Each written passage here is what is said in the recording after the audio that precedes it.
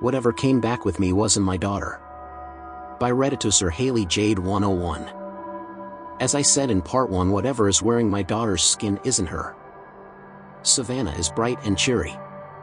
This thing is repulsive and angry. I called up the priest and he said that he didn't know what it could be. It didn't sound like a demon.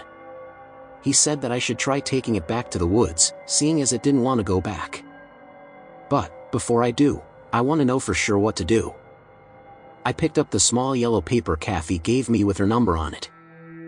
I dialed it and she answered, "Hey, insert my name, I figured you would call. How are things with, Savannah?" I replied, "I really need to meet with you. It's urgent." I dropped my voice to a low whisper. I don't know if it is super hearing, if you know what I mean. She said of course and invited me over to her place.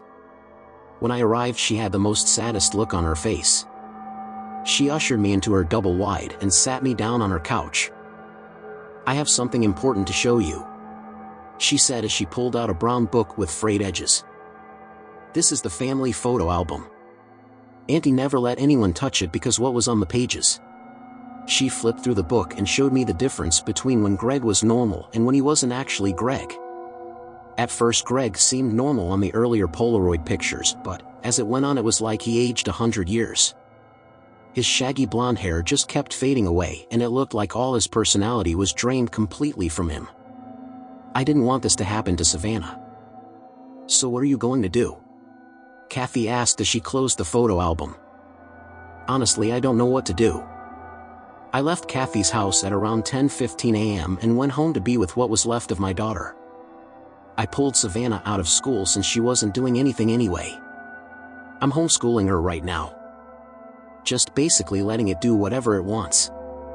It doesn't have the desire for phones or TV. Back at the beginning of the school year I let Savannah upgrade her iPhone and she never went anywhere without it. Now she doesn't like it.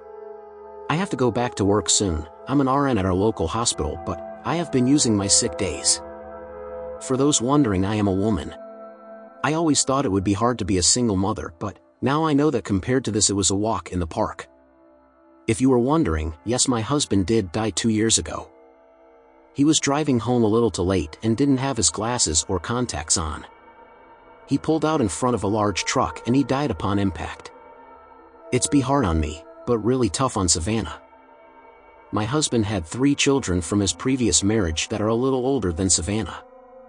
They are coming in next weekend to celebrate their dad's birthday, something we do every year as sort of a memorial. I don't know how they're going to take it, but I plan on getting them to help me take her back to the woods.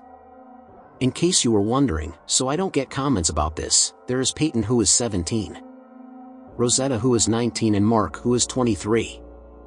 To answer another question, yes, I own firearms and yes, I have a bad temper. That's why my husband married me. Anyway, Savannah hasn't changed at all. She only talks when spoken to and has an awful attitude. I asked her if she wanted to watch Supernatural with me, her favorite show, and she replied, "You know all that is fake. It's a stupid show for teenaged girls who are boy crazy. I for one am not." She then proceeded to go plunder in the bathroom. I've been trying to bring out all her favorite things in hopes of her coming back. Like her phone. I asked her if she wanted to message her friends back or watch YouTube, but it always the same rude answer. No. Are you stupid? I don't like any of that. I think I stumped her though.